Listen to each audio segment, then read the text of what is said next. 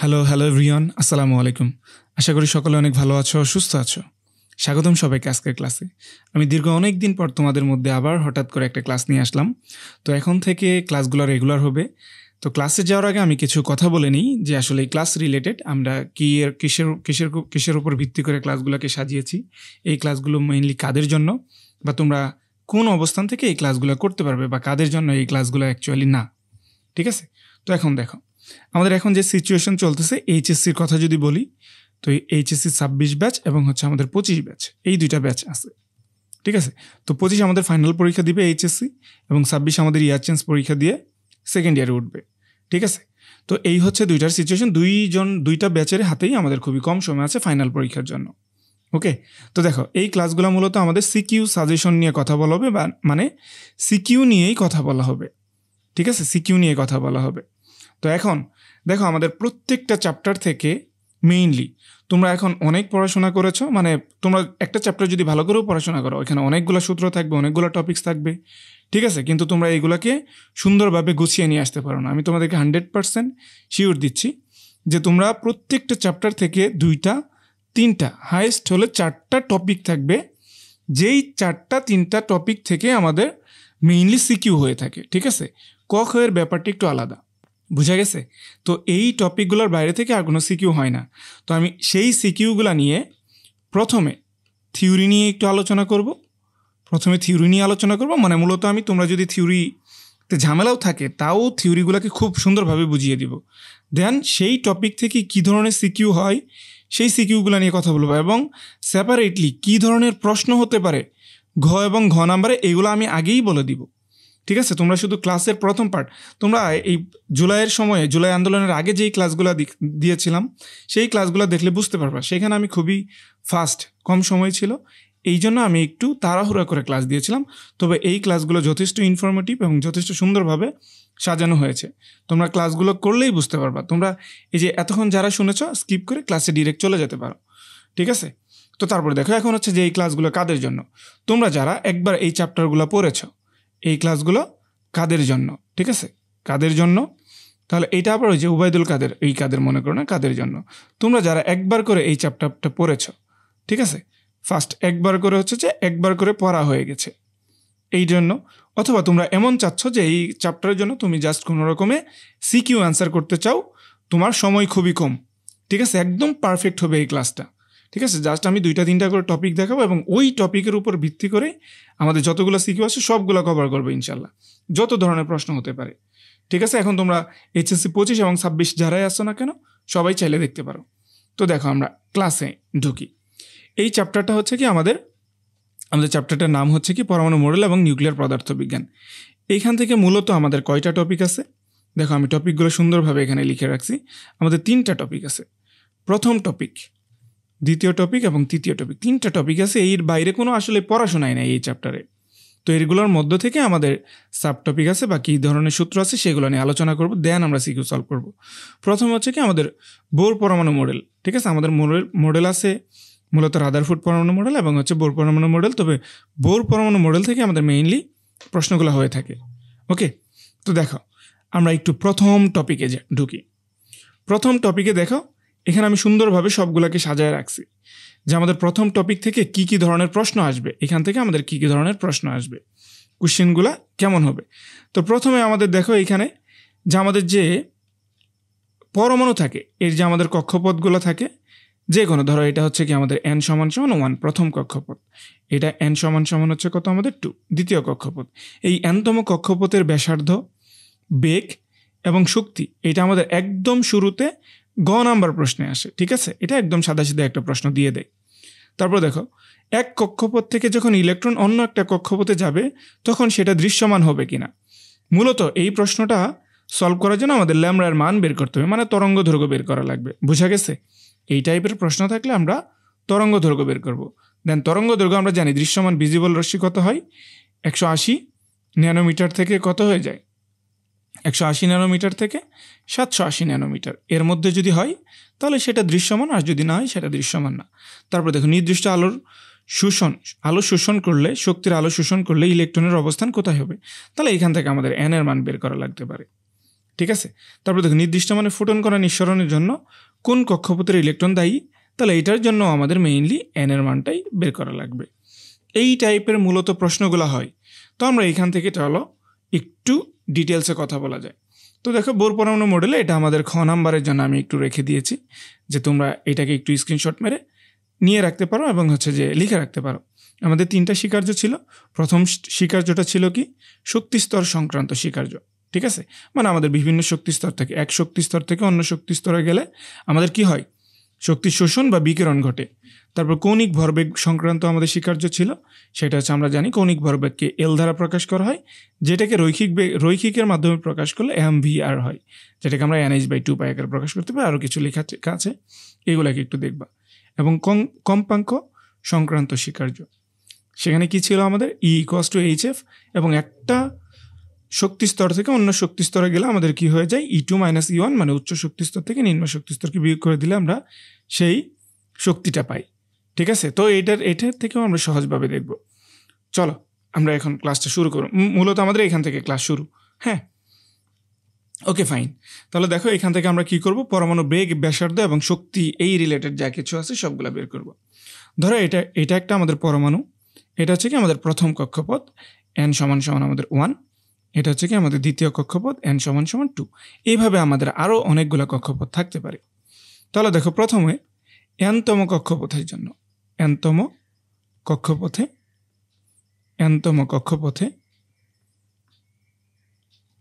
কক্ষপথে ব্যাসার্ধ, আমাদের nতম কক্ষপথের ব্যাসার্ধ বের করব আমরা প্রথমে। দেখো ব্যাসার্ধের একটা আমাদের জটিল একটা সূত্র আছে, তো আমরা জটিল সূত্রে যাব না। তো এটার জন্য আমরা সহজ করে লিখব n = 0.53 × 10⁻⁻10 মিটার। এটা হচ্ছে আমাদের মিটার, ইন্টু হয়ে যাবে কত n² কত z। এইটা হচ্ছে কি আমাদের সূত্র। তাহলে এখন দেখো জেড হচ্ছে কি আমাদের এখানে জেড সমান হচ্ছে কত আমরা জানি প্রোটন সংখ্যা, তাই না? প্রোটন সংখ্যা, এটা হচ্ছে কি আমাদের প্রোটন সংখ্যা, মৌলের প্রোটন সংখ্যা। এন তো হচ্ছে আমাদের সেই কক্ষপথ। এখন দেখো আমরা যদি মূলত আসি এখানে হাইড্রোজেন পরমাণুর জন্য, হাইড্রোজেন পরমাণুর ক্ষেত্রে তাহলে দেখো হাইড্রোজেন পরমাণুর ক্ষেত্রে আমাদের কি হয়ে যায়, হাইড্রোজেন পরমাণুর ক্ষেত্রে আমাদের জেড এর মানটা কত হয়ে যাবে, 1 হয়ে যাবে। তাহলে Rn সমান কত হয়ে যাবে 0.53 × 10⁻10 মিটার, 10⁻10 মিটার ইন্টু হয়ে যাবে কত আমাদের n²। বোঝা গেছে? n²। এটাই কিন্তু আমাদের সূত্র। এবং সবথেকে মজার ব্যাপার হচ্ছে কি আমাদের এই চ্যাপ্টারে শুধুমাত্র হাইড্রোজেন পরমাণু দিয়েই হাইড্রোজেন পরমাণুর কক্ষপথেরই শক্তি বের করতে বলবে, ব্যাসার্ধ বের করতে বলবে, এবং সবকিছু হাইড্রোজেন পরমাণুটাই বের করতে বলবে, অন্য কোনো কিছুটা বের করতে বলবে না। বোঝা গেছে? তাহলে দেখো এখান থেকে আমরা যে বিষয়টা পাই Rn সমানুপাতিক হয়ে যাবে কত n²। তার মানে আমাদের n এর মান বাড়লে, কক্ষপথের মান বাড়লে ব্যাসার্ধটা আমাদের বর্গের অনুসারে সমানুপাতিক হারে বাড়তে থাকবে। ওকে, তারপরে দেখো আমাদের nতম কক্ষপথের, এটা আমাদের একটা সূত্র। তাহলে nতম কক্ষপথের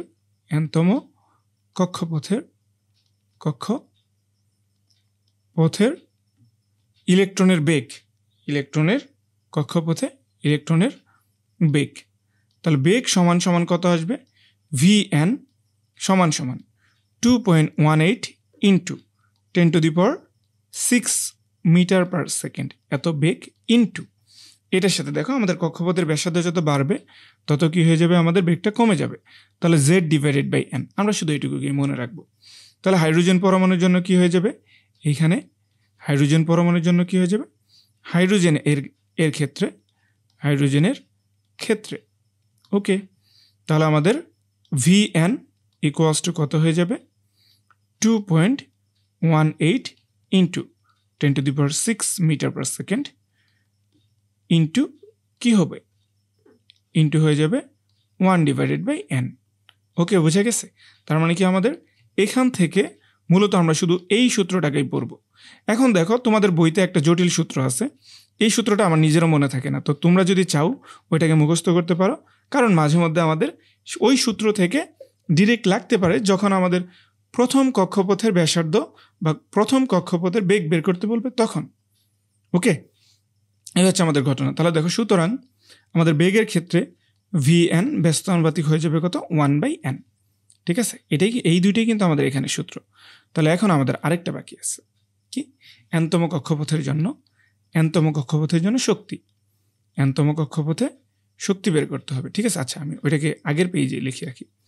এখানে দেখো, nতম কক্ষপথের শক্তি, আমি একটু কালারটাকে একটু চেঞ্জ করে নিই, কেমন, nতম কক্ষপথের শক্তি। দেখো, nতম কক্ষপথের শক্তি তাহলে কত আসবে, কক্ষপথের শক্তি, ঠিক আছে, en, এটাকে আমি en দ্বারা প্রকাশ করতে পারি। en সমান হয়ে যাবে কত, এটাকে দেখো একটা ইলেকট্রন ভোল্ট আকারেও প্রকাশ করা থাকতে পারে, আবার হচ্ছে কত, আমাদের জোল আকারেও প্রকাশ করা থাকতে পারে, ইন্টু 10⁻⁻18 জুল, ইন্টু হয়ে যাবে কত, এইটা আমাদের সেম, যদি আমাদের কক্ষপথের ব্যাসার্ধ বাড়ে তাহলে আমাদের শক্তি কমে যাবে, তাহলে z² ডিভাইডেড বাই কত হয়ে যাবে, আমাদের n² হয়ে যাবে, z² ডিভাইডেড বাই n²। তাহলে দেখো তো হাইড্রোজেনের জন্য কি হবে, হাইড্রোজেনের ক্ষেত্রে তাহলে en equals to -2.18 into 10⁻⁻18 joule, 18 joule into হচ্ছে কত, 1/n²। বোঝা গেছে? তাহলে এটাই হচ্ছে কি আমাদের সমীকরণ, ওকে, এটাই হচ্ছে আমাদের সমীকরণ। তাহলে এইটাকে আমাদের মনে রাখতে হবে। সুতরাং তাহলে আমাদের en কক্ষপথের সাথে সম্পর্ক কি, ব্যস্তানুপাতিক, বর্গের ব্যস্তানুপাতিক। এইটা আমাদের, এই তিনটা সূত্র আমাদের মাথায় রাখতে হবে। দেন দেখো, আমি আরেকটা হচ্ছে যে ইলেকট্রন নিলাম, এখানে ধরো আরেকটা মৌল নিলাম, আমি এই জায়গায় আমি আরেকটা মৌল সেইভাবে নিয়ে নিলাম। এখন দেখো, আচ্ছা বাই দ্য ওয়ে, আমি আরেকটা ভালো কথা যে এটার ক্ষেত্রে একটু আলোচনা করি। এই যে দেখো, আমাদের ইলেকট্রনের যেখানে নেগেটিভ সাইন আছে, তাই না? নেগেটিভ সাইন মানে কি বোঝাচ্ছে? নেগেটিভ সাইন মানে বোঝাচ্ছে যে আমাদের ইলেকট্রনের কক্ষপথের ইলেকট্রনের শক্তিটা আসলে নেগেটিভ, ঋণাত্মক হয়। ঠিক আছে, তবে ম্যাথ করার ক্ষেত্রে আমাদের পজিটিভ নেগেটিভ কোনো কিছু ম্যাটার করবে না। ওকে, তাহলে এরপরে দেখো আমাদের এইখানে, তাহলে এই ক্ষেত্রে আমাদের ঘটনাটা কি ঘটবে ভাইয়া? এখন আমরা যেটা দেখব সেটা হচ্ছে বিকিরিত বা শোষিত শক্তির ক্ষেত্রে যেই ঘটনাটা ঘটবে সেইটা। ধরো আমাদের এই জায়গায় আছে, সাপোজ এখানে আমাদের n সমান কত, n ইকুয়ালস টু 1, আবার এইটাকে হচ্ছে কত, n সমান 3। তাহলে কোনো একটা ইলেকট্রন যদি এইখান থেকে এই শক্তি স্তরে আসে, তাহলে কি ঘটবে? আমাদের যদি নিম্ন শক্তি স্তর থেকে যদি উচ্চ শক্তি স্তরে যদি যাই, তাহলে সেটাকে কি ঘটবে? সেটা তাহলে শক্তির শোষণ ঘটবে। আর যদি উচ্চ শক্তি স্তর থেকে নিম্ন শক্তি স্তরে আসে তাহলে শক্তির কি ঘটবে? বিকিরণ ঘটবে। এই বিকিরিত বা শোষিত শক্তির পরিমাণকে যদি আমরা ডেল ই দ্বারা প্রকাশ করি, তাহলে সেই ই এর মান হয়ে যাবে কত? সেই ই এর মান হয়ে যাবে আমাদের, মানে মূলত আমাদের এফ এর সমানুপাতিক। এফ হচ্ছে কি আমাদের কম্পাঙ্ক। তাহলে দেখো, সুতরাং ডেল ই সমান চাইলে এটাকে আমরা এই সি ডিভাইডেড বাই ল্যামডা আকারে প্রকাশ করতে পারি। বোঝা গেছে? এই সি বাই ল্যামডা আকারে প্রকাশ করতে পারি, বা এইখান থেকে চাইলে সুতরাং del E equals to H F আকারেও প্রকাশ করতে পারি, কারণ আমাদের ধ্রুবকটা হচ্ছে কত, এইচ, যেটাকে আমরা প্লাঙ্ক ধ্রুবক হিসেবে জানি। তবে দেখো, এই যে শোষিত শক্তি মূলত হচ্ছে কি আমাদের নেগেটিভ হয়, এবং বিকিরিত শক্তি মূলত আমাদের কি হয়, পজিটিভ হয়। কিন্তু আমাদের এই ম্যাথ করার ক্ষেত্রে, ম্যাথের ক্ষেত্রে দুইটাকেই আমরা কি ধরবো? ম্যাথের ক্ষেত্রে সব পজিটিভ, সব কিছুই পজিটিভ, সবগুলাকেই আমরা পজিটিভ ধরবো। ক্লিয়ার? সব কিছুকেই আমরা পজিটিভ ধরবো। তো এখন দেখো, এইখানে এই যে শোষিত বা বিকিরিত শক্তি হয় না, শোষিত বা বিকিরণের ক্ষেত্রে, বিকিরিত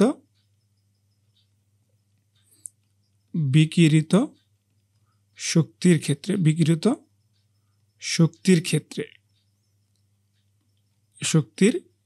ক্ষেত্রে আমাদের ল্যামডার মান কত যাবে? 1/λ সমান R H into Z square root over 1/nl² minus 1/n H এর উপর স্কোয়ার।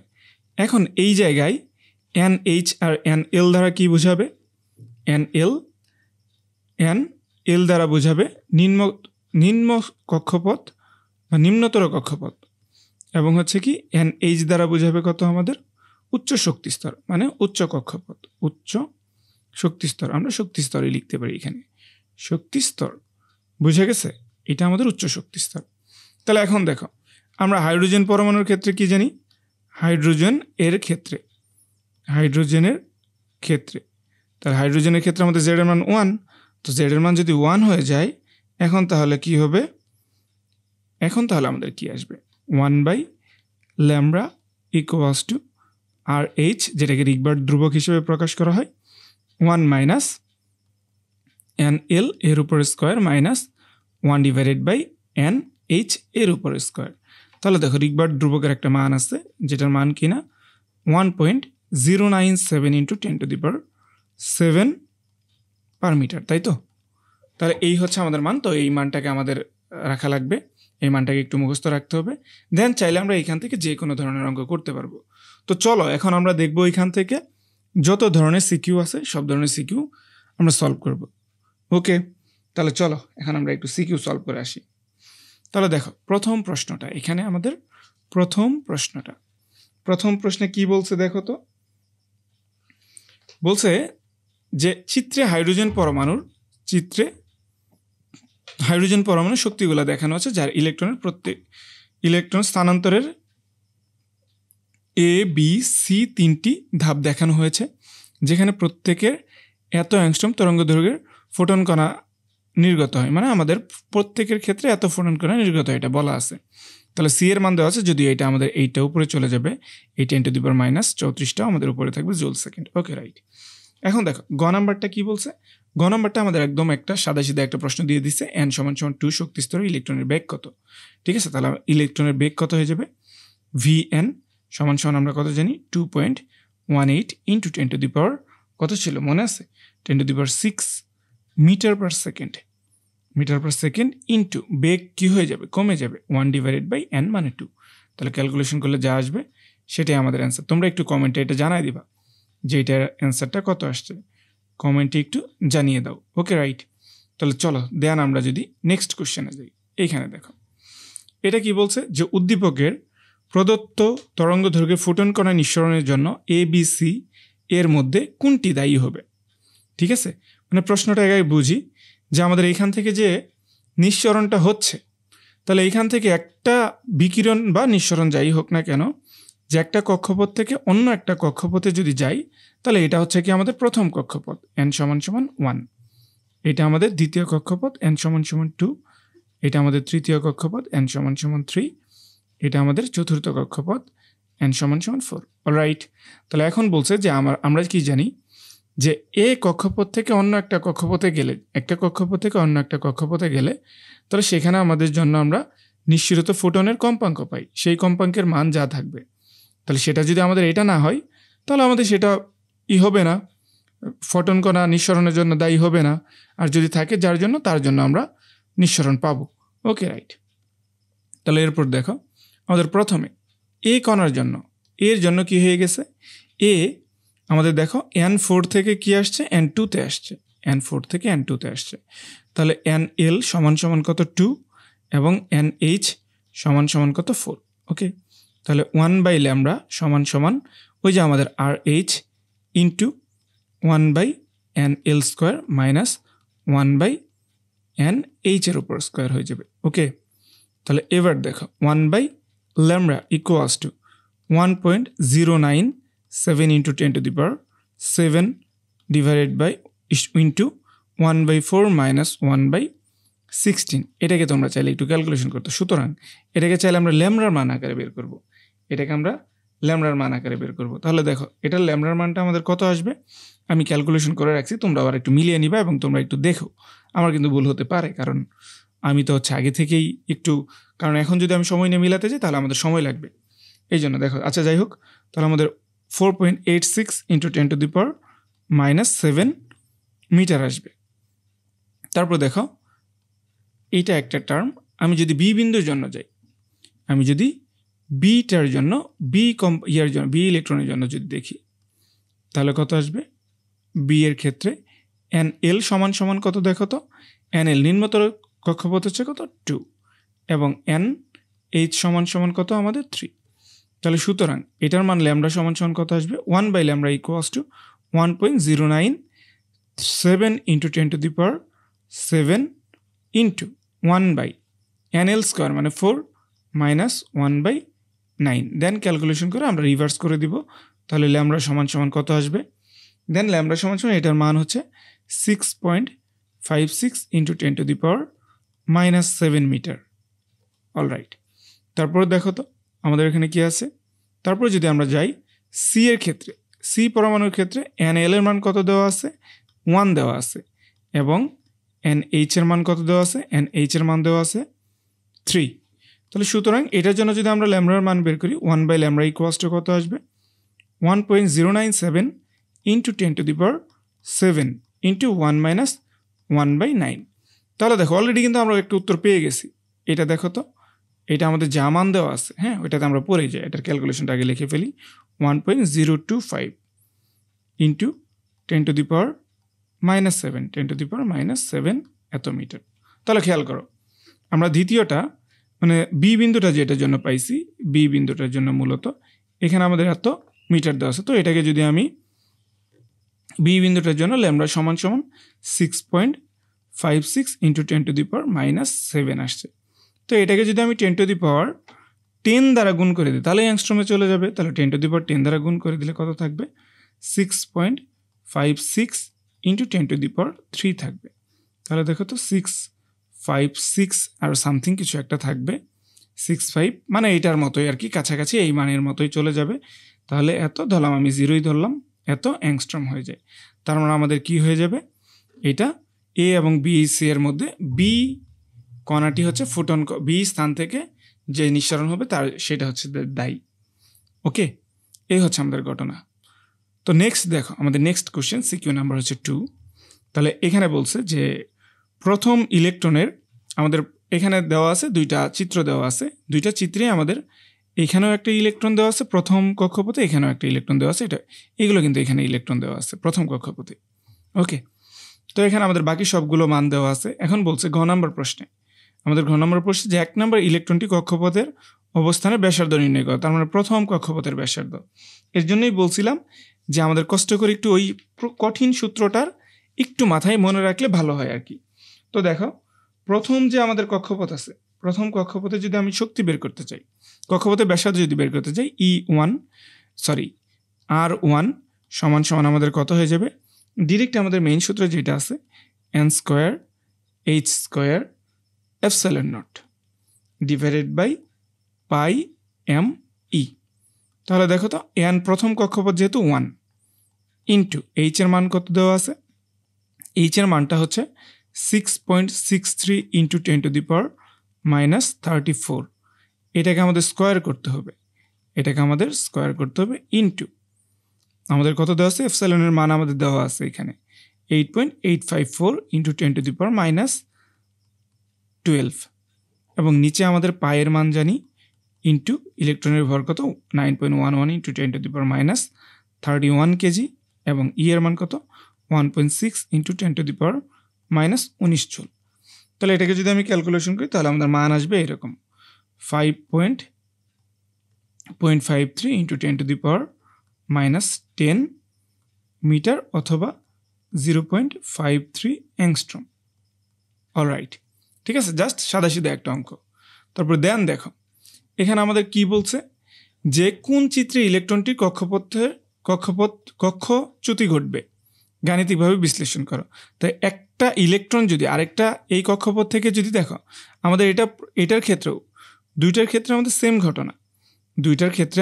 ঘটনা, এটারও আমাদের এন এল সমান সমান 1 এবং এন এইচ সমান সমান 2, ওইটার ক্ষেত্রেও আমাদের সেম ঘটনা, এটার ক্ষেত্রেও আমাদের সেম ঘটনা। তো প্রথম কক্ষপথ থেকে যদি দ্বিতীয় কক্ষপথ বা অন্যান্য কক্ষপথে যদি বিচ্যুতি ঘটে তাহলে আমাদের ল্যামডার মান আমরা বের করে দেখতে পারি যে কোনটার ক্ষেত্রে এটা সমান।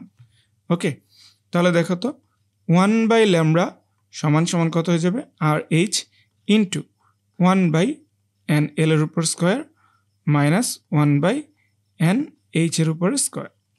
তাহলে দেখো তো 1.097 ইন্টু 10⁻⁷, প্রথম কক্ষপথের জন্য হচ্ছে 1 ডিভাইডেড বাই 1/4।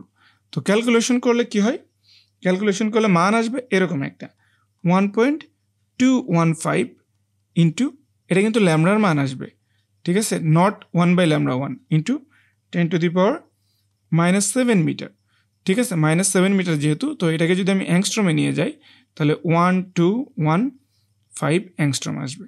তো এই মান কিন্তু দুইটার মধ্য থেকে কোনোটারই নাই, তার মানে এখানে আমাদের কোনোটারই জন্যই ইলেকট্রনের বিচ্যুতি ঘটবে না। বোঝা গেছে? ক্লিয়ার ভাইয়া? তো তারপর দেখো, দেন আমরা নেক্সট কোশ্চেনে যেতে পারি। এখানে এটা 3 নম্বর কোশ্চেন।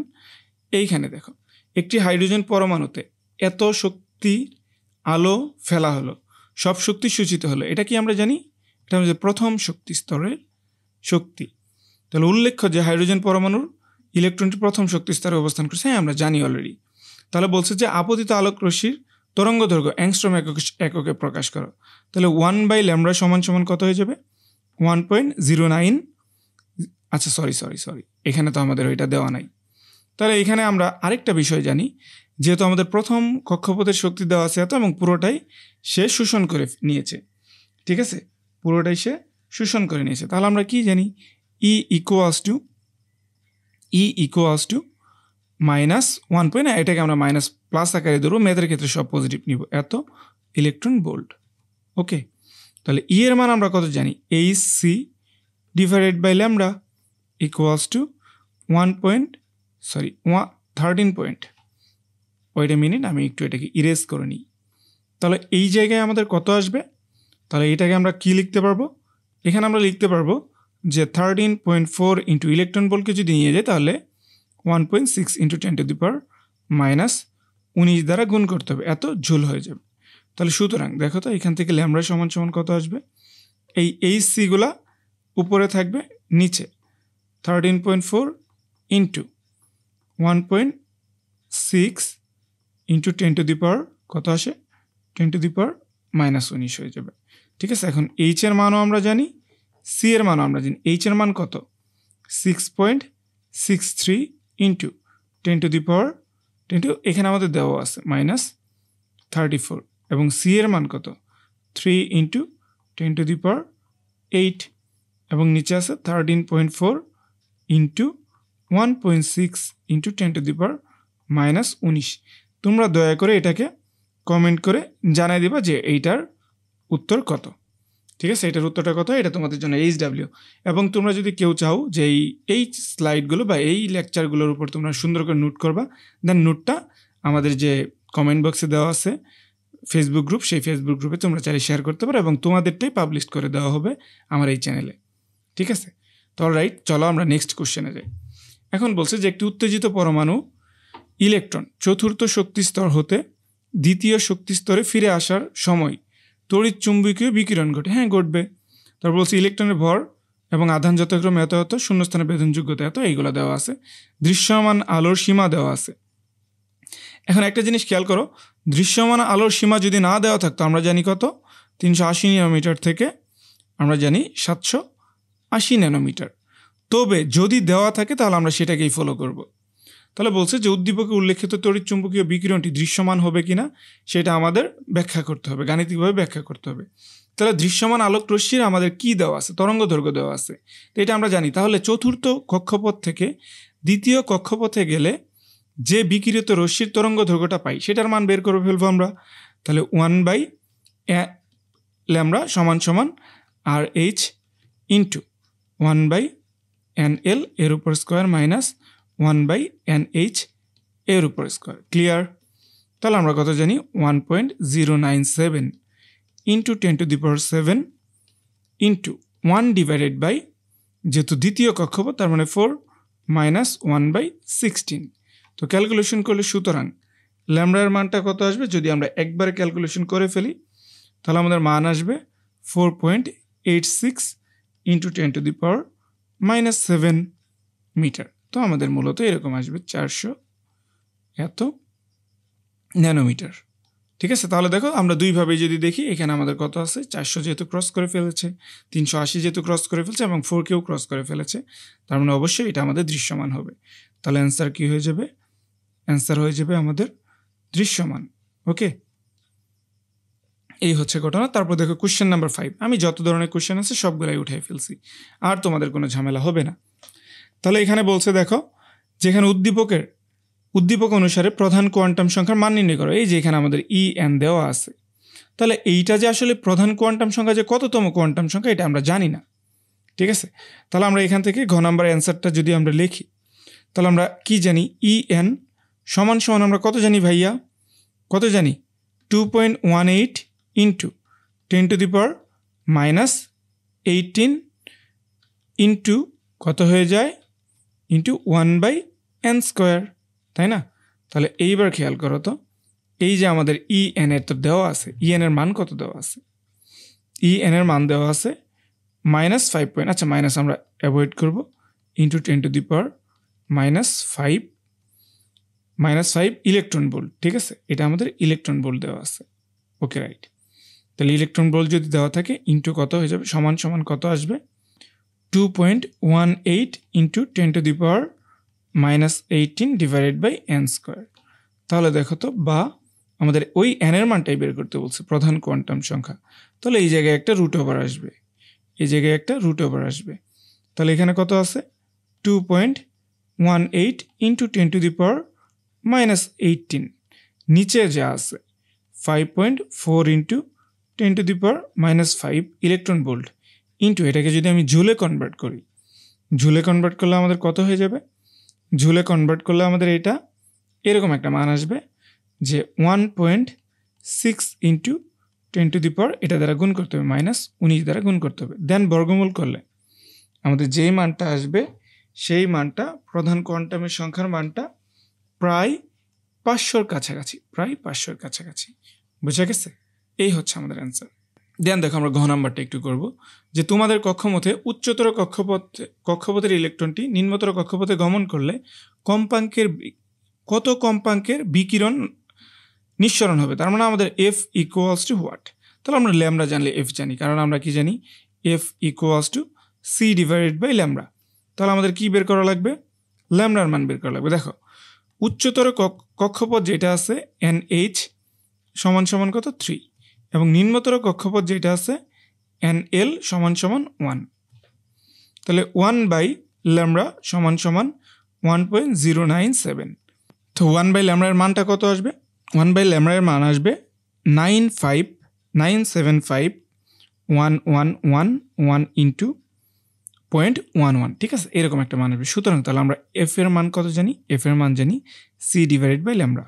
তাহলে C এর মান কত জানি, 3 ইন্টু 10⁸ ইন্টু, এই যে এটা তো 1/λ এর মান, এখানে তো আমাদের 1/λ আছে, আমরা গুণ করে দিলাম একবারে, 975 4 4টা 1.11, দেন ক্যালকুলেশন করলে আমাদের মান আসবে এরকম 2.92 ইন্টু 10⁻15 হার্জ। ঠিক আছে, 15 হার্জ, এই হচ্ছে আমাদের অ্যান্সার। দেখো আমি আরেকটু আবার বলে নিচ্ছি যে আমার ক্যালকুলেশনে কিছুটা ত্রুটি থাকতে পারে। ঠিক আছে, কারণ আমি তো এখানে অটোমেটেডভাবে করতেছি, তো ক্লাস রেকর্ডের সময় এই জন্য তোমরা একটু চাইলে খতিয়ে দেখতে পারো আর কি। ওকে, দেন দেখো আমাদের টপিক নাম্বার 2-তে চলে এসেছি, এবং এই টপিক হচ্ছে সব থেকে সহজ এবং সব থেকে বেশি ইম্পর্টেন্ট, সব থেকে বেশি ইম্পর্টেন্ট টপিক হচ্ছে এইটা। ওকে অলরাইট, তো দেখো আমরা প্রথমে এখান থেকে একটু কোশ্চেনগুলো দেখি, যে এখান থেকে মূলত কী কী আসে, আমাদের অর্ধায়ু, গড়ায়ু এবং অবক্ষয় ধ্রুবক রিলেটেড যা কিছু আছে, এইটা আমাদের গ নাম্বারের জন্য একটা কমন কোশ্চেন, খুবই খুবই কমন কোশ্চেন। দেন টি বছর পর বা টি সময় পর মৌলের কত অংশ অবশিষ্ট থাকবে, মৌলের কত অংশ অবশিষ্ট থাকবে, এরকম একটা প্রশ্ন চাইবে। তারপরে বলবে যে X% ক্ষয় হতে কত সময় লাগবে, এখান থেকে আমাদের টি বের করা লাগবে। ওকে, তো চলো আমরা একটু পড়াশোনা করি এইখান থেকে। প্রথমে আসি কি, আমাদের তেজস্ক্রিয়তা কাকে বলে, তেজস্ক্রিয়তা কাকে বলা হয়, তেজস্ক্রিয়তা কাকে বলে, এইটার যদি আমি একটু সংজ্ঞা দিতে চাই তাহলে ঠিক আছে, তাহলে আমি এইভাবে বলতে পারি যে দেখো, তেজস্ক্রিয় মৌল হতে, তেজস্ক্রিয় মৌল হতে, তেজস্ক্রিয় মৌল হতে, সংজ্ঞাটা লিখেই দিই, তেজস্ক্রিয় মৌল হতে স্বতঃস্ফূর্তভাবে, স্বতঃস্ফূর্তভাবে, স্বতঃস্ফূর্তভাবে যে কণা এবং রশ্মি নির্গত হয়, যে কণা এবং রশ্মি নির্গত হয় স্বতঃস্ফূর্তভাবে কণা এবং রশ্মি নির্গত হয় তাকে কি বলা হয়? তাকেই আমাদের তেজস্ক্রিয়তা বলা হয়। তাই সেই ঘটনাকে আমাদের তেজস্ক্রিয়তা বলা হয়। ওকে, অলরাইট।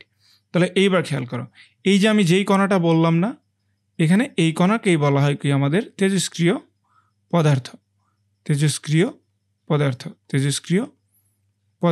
ঠিক আছে, এগুলো তো মূলত আমাদের কি হতে পারে? তেজস্ক্রিয় পদার্থ। যদি আমি একটু এখানে লিখি, যেমন আমাদের ইউরেনিয়াম আছে 23592, ঠিক আছে। তারপর আমাদের রেডিয়াম আছে, ঠিক আছে। রেডিয়ামের পারমাণবিক ভর কত? 226 খুব সম্ভবত, এবং হচ্ছে আমাদের ভর হচ্ছে কত? 88, ঠিক আছে। এরকমভাবে আবার এখানে আমাদের কিছু প্রাকৃতিক কৃত্রিম কৃত্রিম কণাও আছে, যেগুলো আমাদের কার্বনের আছে, তারপর আরও অন্যান্য মৌলের আছে। আবার এখানে যে রশ্মিগুলোর কথা বলছি, যে রশ্মিগুলো নির্গত হয়, সেইগুলো কোনগুলা? সেইগুলো হচ্ছে মূলত আলফা, বিটা, গামা, ঠিক আছে, আলফা, বিটা, গামা। ওকে, তারপরে দেখো তেজস্ক্রিয়তার আর কিছু দিকগুলো দেখি। তেজস্ক্রিয়তা মূলত কিভাবে ঘটে? এই যে আমাদের আমি যদি একটা পরমাণু আঁকি, এখানে আমাদের কি থাকবে? নিউট্রন প্রোটন থাকবে না। তো দেখা যাবে ম্যাক্সিমাম পরমাণুর ক্ষেত্রে আমাদের নিউট্রন প্রোটনের সংখ্যাটা প্রায় কাছাকাছি থাকে।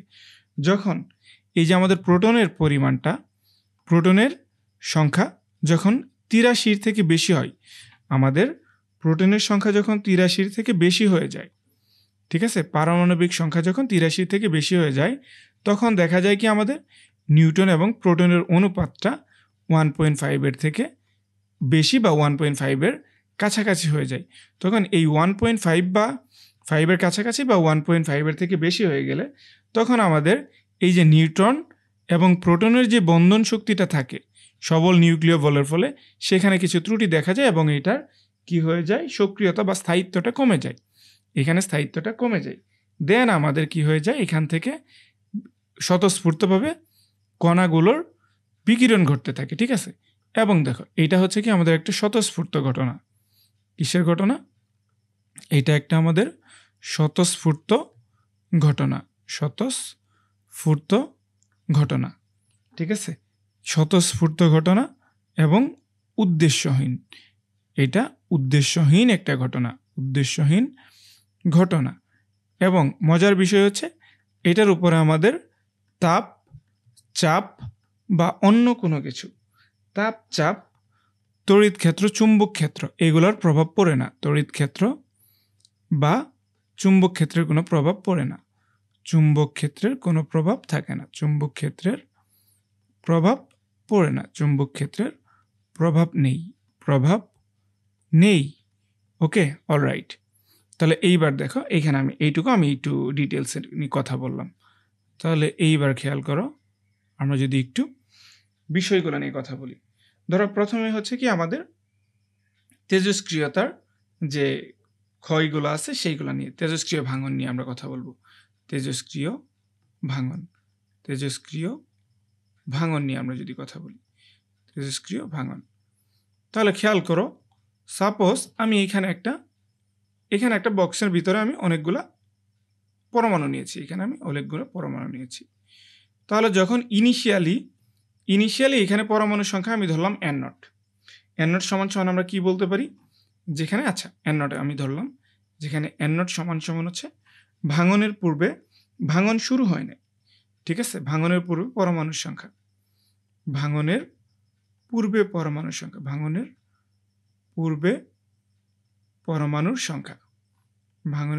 পরমাণুর সংখ্যা, এটাকে চাইলে আমি পরমাণুর ভর দ্বারা প্রকাশ করতে পারি, পরমাণুর সংখ্যা।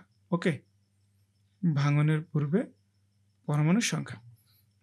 n সমান হচ্ছে কত? t সময়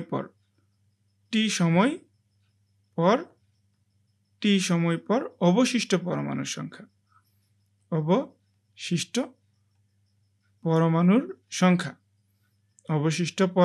সংখ্যা। অলরাইট, এই হচ্ছে আমাদের ঘটনা। তাহলে দেখো, এখানে আমি ধরলাম এইটা ডেল টি সময় পর, মানে আমি এখানে ডেল টি ধরলাম, ডেল টি সময় পর কিছু মৌল এখানে ক্ষয় হয়ে গেছে, সেটা হচ্ছে কত আমাদের এন। ঠিক আছে, তাহলে এখন দেখো তো এই ডিএল টি সময়ে যদি আমাদের ডি এন পরিমাণ ক্ষয় হয়ে যায়, তাহলে এন সমান সমান কত হয়ে যাবে? N naught minus D N, right? N naught minus D N পরিমাণ থাকবে। তো এখন দেখো এন নট সমান সমান ডিএন থাকবে। তো দেখো ডিটি সময়ে যদি আমাদের ক্ষয় হয়ে যায় কত পরিমাণ?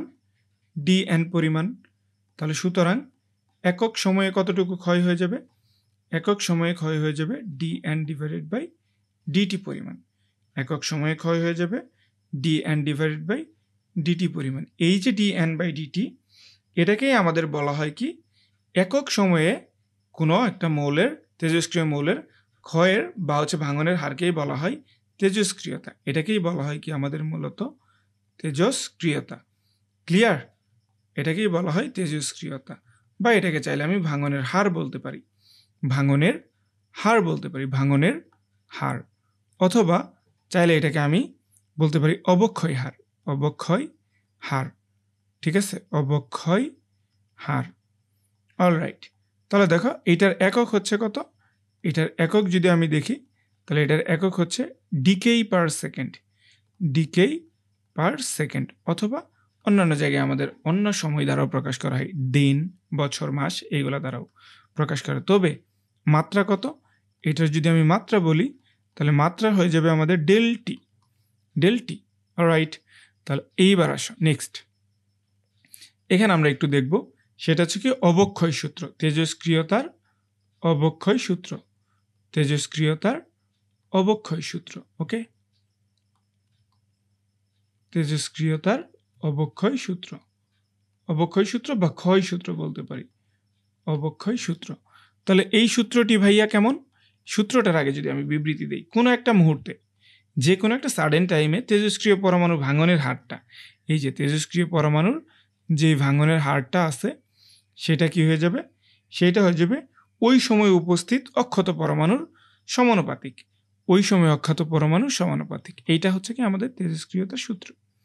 ওকে, তাহলে এই সূত্রটাকে আমাদের একটু মুখস্থ রাখতে হবে। তাহলে এইখান থেকে দেখো, এখান থেকেই মেইনলি আমাদের সূত্রটাকে প্রতিপাদন করতে হবে। ধরলাম একটা, এখানে আমাদের যখন টি সমান সমান শুরুই হয়নি, টি নট সমান সমান 0, তখন আমাদের এখানে এন সমান সমান কত? এন নট, মানে পুরোটাই আছে। তাহলে এখানে আমাদের টি সময় পর, টি সময় পর, তাহলে এটাকে যদি আমি T1 ধরি, মানে মূলত T1, এটাকে যদি আমি T2 ধরি, টি সমান সমান মানে টি সমান পর যদি আমাদের টি পরিমাণ মৌল থাকে, এবং এইখানে যদি আগে আমাদের এই পরিমাণ ছিল, ঠিক আছে, এইবার আমাদের এইরকম আছে, তো এটা কত হয়ে যাবে? তখন N2 যদি আমি ধরি, তাহলে N2 সমান সমান হয়ে যাবে আমাদের N, এটা আমি N1ই ধরলাম, এটাকে আমি T1 ধরতে পারি, বা T নট সমান সমান 0, এবং T2 বা T2 সমান সমান টি সময় পর এতটুকু আসছে। ওকে, তাহলে দেখো তো আমাদের অক্ষত পরমাণুর সংখ্যা ছিল n, সেই n এর সমানুপাতিক। তাহলে এখান থেকে dn ডিভাইডেড বাই dt আমি যদি সমানুপাতিকটা উঠাই দিই, তাহলে এখানে আসবে মাইনাস ল্যামডা, এটা হচ্ছে কত আমাদের n, মাইনাস ল্যামডা n। এখন কথা হচ্ছে মাইনাস আসছে কেন? এই যে আমাদের সংখ্যাগুলা কি হচ্ছে, কমে যাচ্ছে না, n এর মানটাই কি হয়ে যাচ্ছে আমাদের, কমে যেটা যাচ্ছে সেটা হচ্ছে হ্রাস ঘটছে। এই হ্রাস ঘটার জন্য এখানে আমাদের একটা মাইনাস মান আসবে। ওকে, তাহলে দেখো ডিএন এবং এনগুলাকে এক পাশে নিয়ে আমরা একটা যোগজীকরণের সূত্র ফেলার চেষ্টা করব। ডিএন ডিভাইডেড বাই হচ্ছে N equals to minus lambda dt.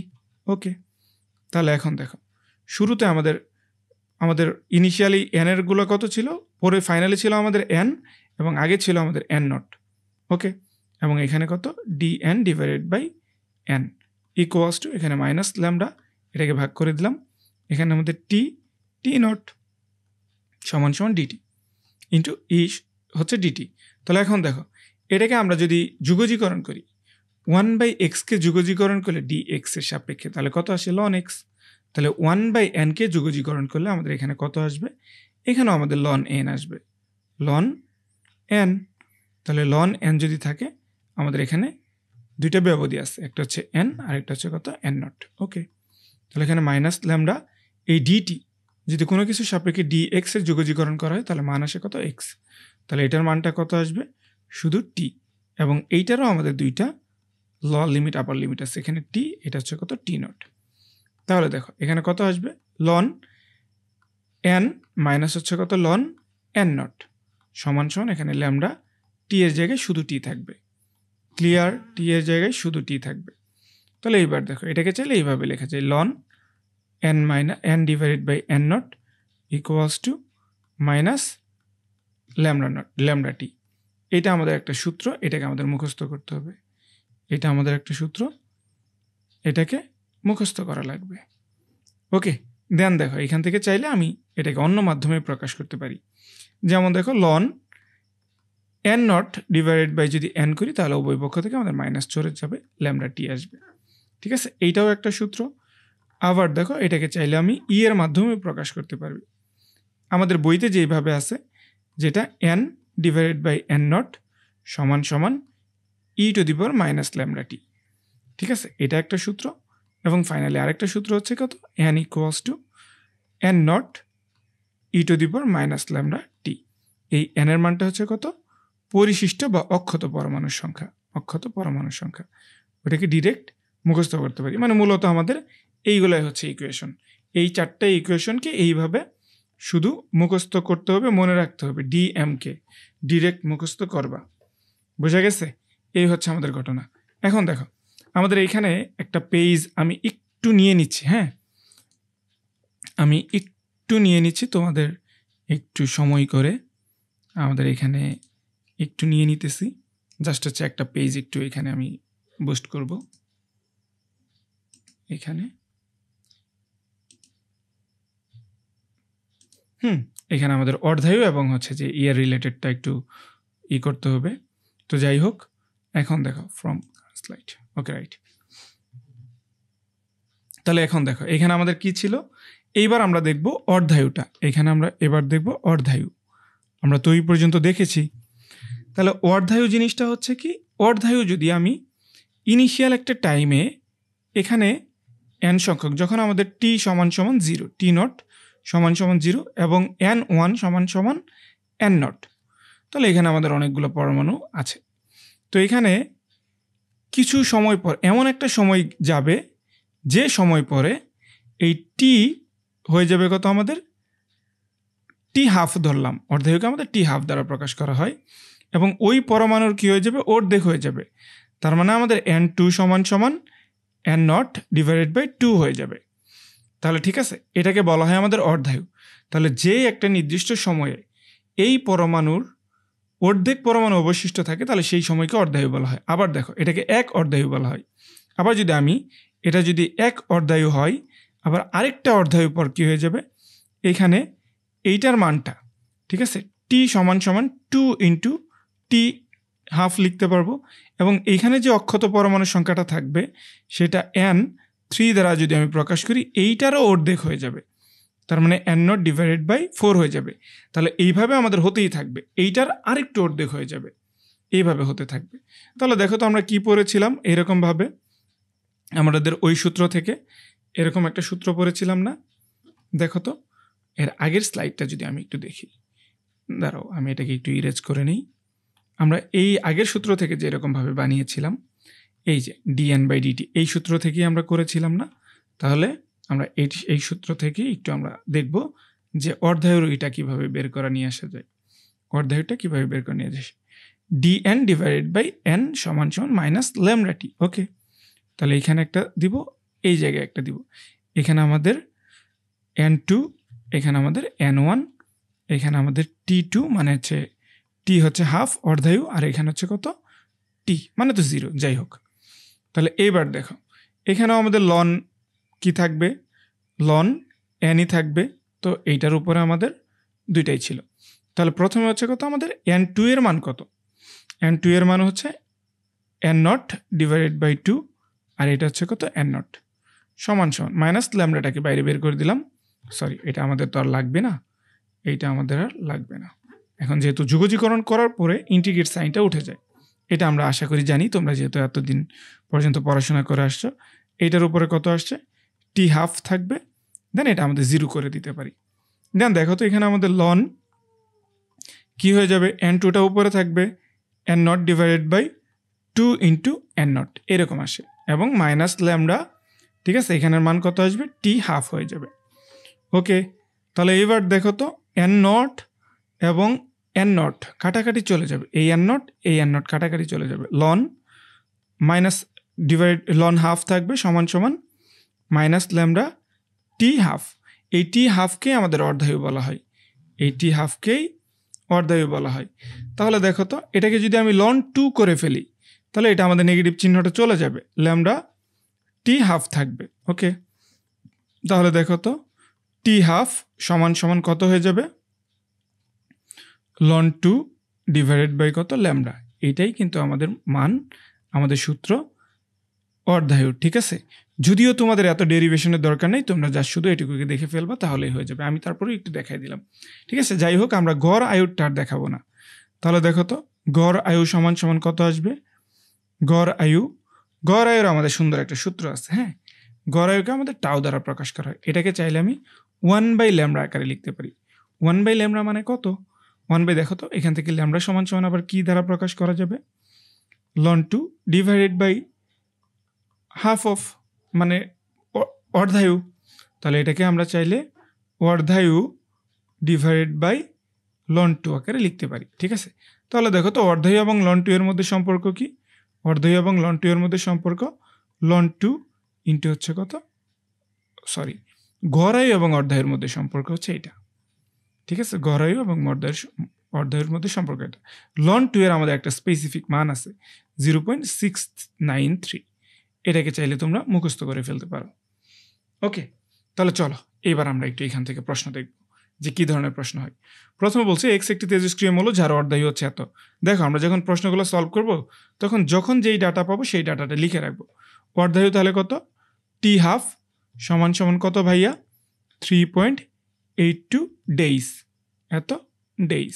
ওকে, তারপর ল্যাবে পর্যবেক্ষণ করে জানা গেল যে 17.74 দিন পর মৌলটি অক্ষত পরমাণুর সংখ্যা প্রারম্ভিক পরমাণুর এত গুণ।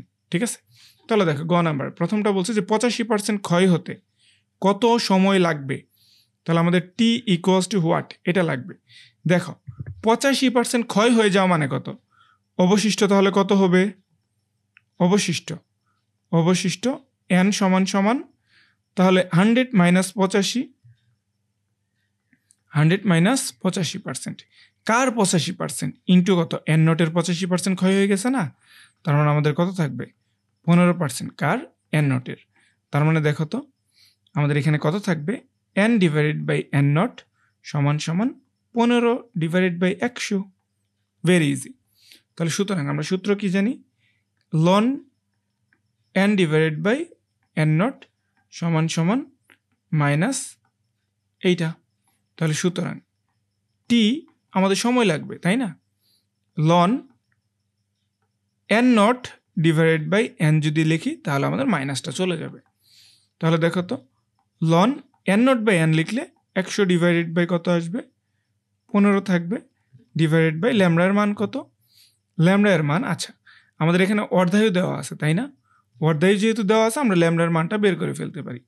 তাহলে ল্যামডা সমান সমান কি জানি, লন 2 ডিভাইডেড বাই অর্ধায়ু কত, 3.82।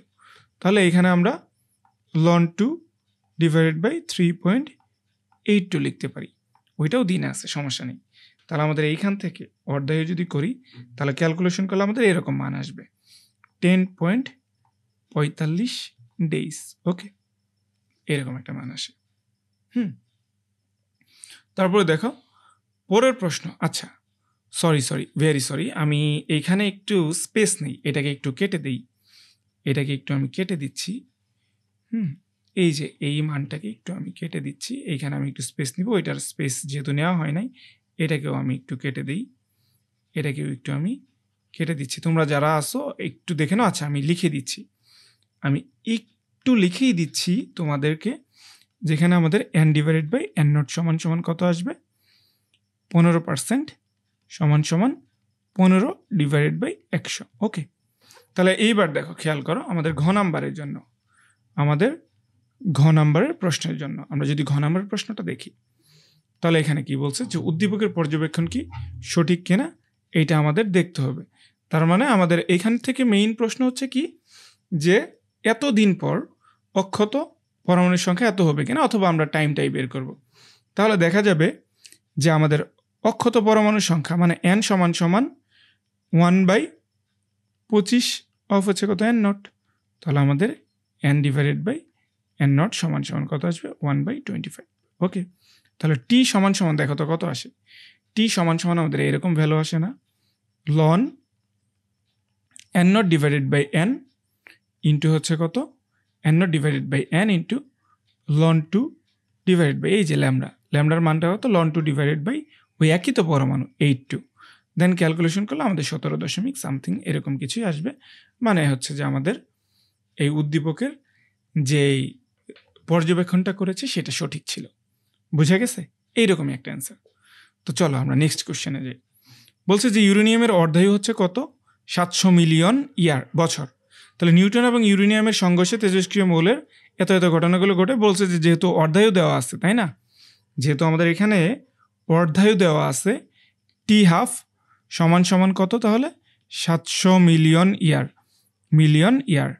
ঠিক আছে, এখন বলছে যে হচ্ছে ইউরেনিয়ামের 40% ক্ষয় হতে কত সময় লাগবে। সেম ওয়েতে অবশ্যই তোমাদের এইটা বাড়ির কাজ করাই লাগবে।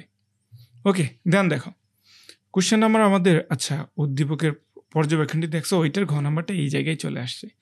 কি ব্যাককলের কাজ করছি। আচ্ছা যাই হোক, ওইটা এখানে চলে আসছে। এখানে আমাদের এটা কিন্তু ডান, এটা কিন্তু আমাদের হয়ে গেছে আগেই। তারপরে দেখো এখন আমাদের সিকিউ নাম্বার 2, এটার জন্য দেখি এটার জন্য জায়গা আছে। প্রথমে বলছে কি যে 2010 সালে 20 গ্রাম ভরের 2টি তেজস্ক্রিয় পদার্থ ছিল, যার একটির গড়ায়ু দেওয়া আছে এত। ঠিক আছে, 2020 সালে অন্যটি এত গ্রাম অবশিষ্ট ছিল।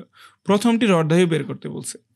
তাহলে গ নাম্বার দেখো একদম ভেরি সিম্পল, অর্ধায়ু সমান সমান তাহলে আমাদের কত হয়ে যাবে, গড়ায়ু ইন্টু হচ্ছে ln 2 ইন্টু হচ্ছে কত গড়ায়ু। গড়ায়ুকে টাও দ্বারা প্রকাশ করা হয়, ln 2 ইন্টু তাহলে কত হয়ে যাবে এইটা 12.5 ইয়ার। 12 যার একটির প্রথমটির কথা বলছে না, 12.5 বছর। তাহলে হয়ে গেছে এটা। তাহলে এখান থেকে ক্যালকুলেশন করলে যা আসবে তাই। এরপরে দেখি আমরা 2 নাম্বারটা, ঘ নাম্বারটা। এখন বলছে 2030 সালে উভয় পদার্থে সমপরিমাণ অবশিষ্ট থাকবে কিনা। তাহলে প্রথমে দেখো আমাদের প্রথম পদার্থের ক্ষেত্রে, প্রথমটির ক্ষেত্রে তাহলে n সমান সমান অবশিষ্ট পরমাণুর সংখ্যা আমাদের কি হয় n0 e⁻⁻λT, তাই তো। তাহলে n0 কি ছিল আমাদের, দুইটার ক্ষেত্রেই n0 ছিল আমাদের 20 গ্রাম ইন্টু e⁻⁻ল্যামডার মান চাইছে, এখানে ল্যামডার মানটা চাইছে। তাহলে প্রথমটার ক্ষেত্রে, আচ্ছা দেখো তো প্রথমটার ক্ষেত্রে ল্যামডার মান কত, আমরা মনে হয় আগের বারেরটা কি বের করেছিলাম।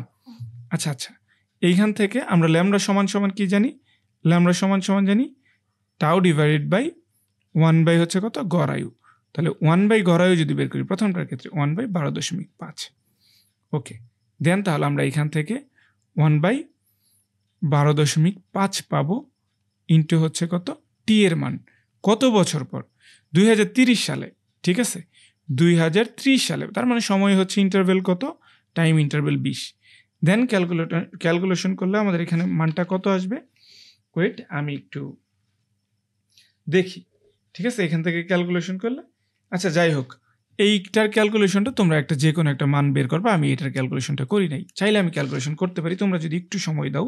আচ্ছা যাই হোক আমি ক্যালকুলেশনটা করে ফেলি। 20 ইন্টু e⁻, 20 ইন্টু e⁻, হ্যাঁ e⁻ কত হয়ে যাবে, 20 ইন্টু e⁻, মাইনাস যেহেতু দেওয়া আছে মাইনাস 20 ডিভাইডেড বাই 15, e⁻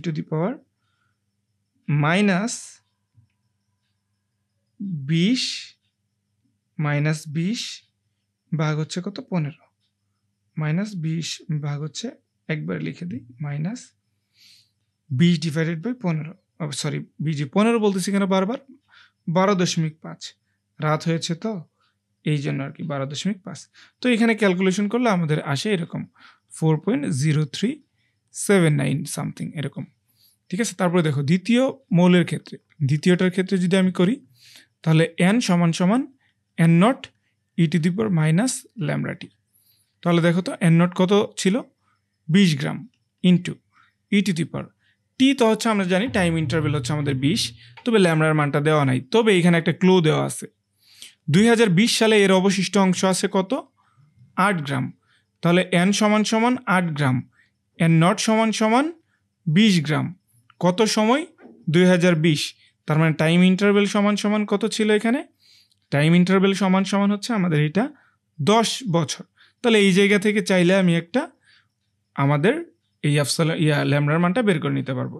তাহলে কত ln N divided by N naught সমান সমান মাইনাস ল্যামডা টি। তাহলে সুতরাং এটাকে যদি আমি ln N naught divided by N লিখি, ল্যামডা টি লিখতে পারবো।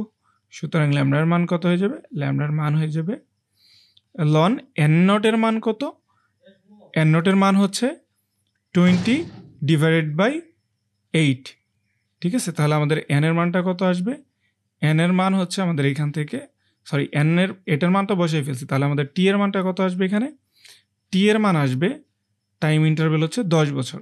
তাহলে দেন এখান থেকে ক্যালকুলেশন এইটা আমরা পাইলাম হচ্ছে আমাদের ল্যামডার মান। তাহলে ল্যামডার মানটা এখানে আমরা ইজিলি বসাই দিব। তাহলে লন 20 ডিভাইডেড বাই কত 8 ইন্টু 8, তার সাথে আমাদের টি এর মান কত আছে, এখন ওই টি এর মান হচ্ছে 20 বছর। তাহলে এটার ক্ষেত্রে টি এর মান 20 বছর ডিভাইডেড বাই কত 10। এখন জাস্ট ক্যালকুলেশন করে দেব, ক্যালকুলেশন করলে আমাদের যেই মানটা আসবে সেটাই হচ্ছে আমাদের অ্যান্সার। এখন আমরা কম্পেয়ার করবো যে দুইটার মান আসলে কখনোই সমান হবে না। ওকে, তাহলে চলো আমরা নেক্সট কোশ্চেনে যাই। নেক্সট কোশ্চেনে দেখো তো এখানে বলছে কত যে 2.26 ঘন্টা পর অর্ধায়ু বিশিষ্ট তেজস্ক্রিয় আয়োডিন আইসোটোপ চিকিৎসাবিদ্যায় রোগ নির্ণয় ব্যবহৃত হয়।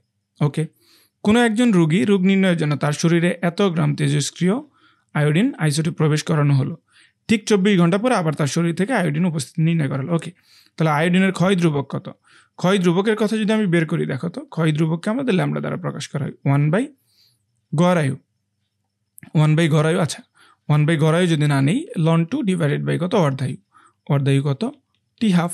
ওকে ফাইন, তাহলে লন 2 ডিভাইডেড বাই অর্ধায়ু কত দেওয়া আছে এখানে 2.26 আওয়ার। তাহলে 2.26 আওয়ার, তাহলে কত আসবে এটা, এটা যদি আমি ক্যালকুলেশন করি, তাহলে 0.3067 পার আওয়ার আসবে, ঠিক আছে। এটা হচ্ছে আমাদের অর্ধায়ু। এখন দেখো বলছে যে 24 ঘন্টা পর রোগীর শরীরে শতকরা কত % আয়োডিন থাকবে। তাহলে আমি আগে দেখি যে আয়োডিন কতটুকু আছে। তাহলে আয়োডিন এন সমান সমান কত থাকবে, N naught e to the power minus lambda T. তাহলে এন নট আমাদের কত ছিল, 15 গ্রাম ঢুকানো হয়েছে এখানে। তাহলে 15 gram into E to the power minus, এইটা ল্যামডার মান কত পাইছি আমরা এখানে, ল্যামডার মান পেয়েছিলাম 0.3067 ইন্টু টি এর মান কত ছিল, দেখো তো টি এর মান বলছে যে 24 ঘন্টা পরে আবারও তাকে আয়োডিনের উপস্থিতি নির্ণয় করা হয়েছে। তাহলে 24 ঘন্টা পর কত থাকবে সেইটা, তাহলে 24 এখানে ক্যালকুলেশন করলে আমাদের যেই মানটা আসে 9.5 into 10 to the power minus 3 গ্রাম এতটুকু অবশিষ্ট থাকে। তাহলে এটাকে আমাদের শতকরায় প্রকাশ করতে হলে দেখো আমাদের প্রথমে কত ছিল 15 গ্রাম, 15 গ্রামে আমাদের কত অবশিষ্ট থাকে, এই যে 9.5 into 10 to the power minus 3 গ্রাম। তাহলে আমাদের একে কত, 100তে কত, তাহলে আমাদের 100তে যদি দিই 9.5 into 10 to the power minus 3 into 100 divided by কত 15 গ্রাম। ওকে, তাহলে এখানে ক্যালকুলেশন করলে 0.0635% এতটুকু শতকরা অবশিষ্ট থাকবে। আশা করি এই পর্যন্ত তোমাদের ক্লিয়ার। ওকে, তাহলে চলো আমাদের টপিক নাম্বার 3, এবং এটা আমাদের লাস্ট টপিক এবং সব থেকে লেস ইম্পর্টেন্ট বলা যায়, মানে কমই আসে মোটামুটি এবং সহজ একটা চ্যাপ্টার। তাহলে দেখো এখানে সহজ একটা টপিক। তাহলে প্রথমে বিক্রিয়ার আমাদের এই যে মাঝে মাঝে দেখা যাবে কি যে আমাদের যে চেইন রিয়াকশন আছে, আমাদের চেইন রিয়াকশন যে আছে না, ওই চেইন রিয়াকশন থেকে আমাদের নিউটনের বা এই সেই সংখ্যা এটা খুবই কম আসে, একদম কম, খুবই কম পরিমাণ আসে, ওইগুলো বের করতে বলে। তাহলে আমাদের নিউক্লিয়ন প্রতি বন্ধন শক্তি ভেরি ভেরি ইম্পর্টেন্ট, এইটা আমাদের আসবে বলা যায়। তারপর নির্গত শক্তি আমাদের ই এর মান বের করতে বলবে, এইটাও আমাদের আসবে। এবং দেখা যাবে যে হচ্ছে এখানে আমি আলফা কণার কথাই বলছি, যে আলফা কণা এরকম না যে বিক্রিয়ায় নির্গত রশ্মির আলফা কণা ভাঙতে পারবে কিনা, মানে অন্যান্য কোনো কণা ভাঙতে পারবে কিনা, এইটার উপর একটা বিষয়। ঠিক আছে, এই টাইপের প্রশ্নগুলো চাইবে। তো দেখো আমরা একটু ভর ত্রুটি নিয়ে প্রথমে পড়াশোনা করি। প্রথমে হচ্ছে কি আমাদের ভর ত্রুটি। ওকে, ভর ত্রুটি জিনিসটা কি? সাপোজ এইটা আমি একটা হচ্ছে যে কোনো একটা আমি মৌল নিলাম, ধরো হচ্ছে সোডিয়াম নিয়েছি। সোডিয়ামের ভর সংখ্যা কত? 23। এবং সোডিয়ামের এই পারমাণবিক সংখ্যা কত? 11। ওকে, অলরাইট, মাঝে মধ্যে ভুলে যাই। তাহলে দেখো এইখানে আমাদের সোডিয়ামের ভর সংখ্যা হচ্ছে 23 এবং হচ্ছে কত? প্রোটন সংখ্যা হচ্ছে কত আমাদের? 11। তাহলে প্রোটন সংখ্যাকে আমাদের জেড দ্বারা প্রকাশ করা হয়, ভর সংখ্যাকে আমাদের 11 দ্বারা এ দ্বারা প্রকাশ করা হয়। ঠিক আছে, তাহলে প্রোটন আমাদের এখানে প্রোটন কতগুলো আছে? প্রোটন আছে আমাদের 11। এবং তাহলে নিউট্রন কতগুলো আছে? নিউট্রনস সমান সমান তাহলে কত হয়ে যাবে? 12। ঠিক আছে, তাহলে টোটাল ভর কত হয়ে যাবে? টোটাল ভর যদি আমি বলি মোট ভর, মোট ধরো নিউট্রনের একটা আমাদের প্রোটনের একটা ভর দেওয়া আছে, মোট ভর তাহলে কত হয়ে যাবে?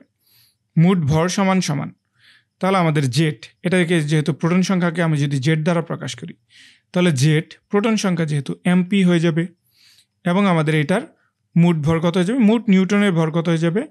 যেহেতু নিউটনকে আমি এন দ্বারা প্রকাশ করি, এন দ্বারা প্রকাশ করব, তাহলে কত হয়ে যাবে? এটা এন এম এন, নিউটনগুলোর ভরকে আমি এম এন দ্বারা প্রকাশ করলাম। ওকে, তাহলে দেখো কোনো একটা এই পরমাণুর এই সবগুলোকে যদি আমি যোগ করে দিই, জেড এমপি প্লাস জেড, তারপর হচ্ছে কত? এন এম এন, এই দুটাকে যদি আমি যোগ করি তাহলে দেখা যাবে এর মানটা টোটাল, এর যে আমাদের নিউক্লিয়ার ভর আছে, এর যে ভর আছে এই যে আমাদের 23। ঠিক আছে, তাহলে এটাকে যদি আমি এ দ্বারা প্রকাশ করি বা টোটাল ভরটাকে আমি এম দ্বারাই প্রকাশ করলাম, দেখা যাবে এই এম ভরের থেকে এইভাবে সেপারেটলি হিসাব করলে আমাদের বেশি হয়ে যায়। এই যে বেশি হয়েছে এইটাকেই বলা হয় কি আমাদের, এটাকেই বলা হয় আমাদের এই ভর ত্রুটি। তাহলে এটাকে যদি আমি ডেল এম দ্বারা প্রকাশ করি তাহলে আমাদের এরকম আসবে, Z MP plus N N M N minus হয়ে যাবে কত? আমাদের টোটাল নিউক্লিয়াসের ভর। বুঝে গেছে? এই হচ্ছে আমাদের ঘটনা, এটাকে আমাদের কি বলা হয়? ভর ত্রুটি বলা হয়। তারপরে দেখো আমাদের বন্ধন শক্তি বা বাইন্ডিং এনার্জি যদি বলি, বন্ধন শক্তি, ঠিক আছে, বা বন্ড এনার্জি বলতে পারি। বন্ধন শক্তি জিনিসটা কি আমরা এইভাবে বলতে পারি। বন্ধন শক্তি যদি আমি একটা ডিটেলস দেই, মানে যদি আমি ডিসক্রাইব করতে চাই, কোনো একটা বন্ধন ভেঙে, কোনো একটা মৌল, তেজস্ক্রিয় মৌল ভেঙে অনেকগুলো মৌলে বিভক্ত হতে, ঠিক আছে, যে পরিমাণ শক্তির প্রয়োজন হয় বা অনেকগুলো মৌল মিলিত হয়ে একটা বড় যে কোনো একটা তেজস্ক্রিয় মৌল গঠন হতে যে পরিমাণ শক্তি লাগে সেটা হচ্ছে বন্ধন শক্তি। ঠিক আছে, তারপর দেখো আমরা ম্যাথমেটিক্যাল ফর্মুলা যদি দেখি, ডেল এম সি স্কোয়ার, ভর ত্রুটি ইন্টু আলোর বেগের উপর বর্গ, এটা হচ্ছে আমাদের ভর ত্রুটি কিসের কি বলে? বন্ধন শক্তির সূত্র। তাহলে দেখো এটাকে চাইলে আমি এইভাবে লিখতে পারবো না যে Z MP plus Z M P N M N minus হয়ে যাবে এম ইন্টু সি স্কোয়ার, এইভাবেও চাইলে লেখা যায়। সব থেকে গুরুত্বপূর্ণ হচ্ছে কি এখান থেকে আমাদের একটা আসে যে প্রতি নিউক্লিয়নে বন্ধন শক্তি বা নিউক্লিয়ন প্রতিবন্ধন শক্তি, প্রতি নিউক্লিয়নে বন্ধন শক্তি, নিউক্লিয়নে বন্ধন শক্তি। প্রতি নিউক্লিয়নে বন্ধন শক্তি বলতে কি বোঝায়? প্রতি নিউক্লিয়নে বন্ধন শক্তি, দেখো নিউক্লিয়ন কাকে বলা হয়? নিউক্লিয়ন কাকে বলা হয়? নিউক্লিয়ন কাকে বলা হয়? ধরা হচ্ছে যে আমাদের এটা হচ্ছে আমাদের একটা নিউক্লিয়াস, এখানে প্রোটন আছে, নিউট্রন আছে, তারপর আবার প্রোটন আছে, নিউট্রন আছে, প্রোটন আছে, এগুলো প্রত্যেকটা এক একটা করে নিউট্রন না, এদের টোটাল সংখ্যাটাকেই তো আমরা এ প্রকাশ করি, তাই না?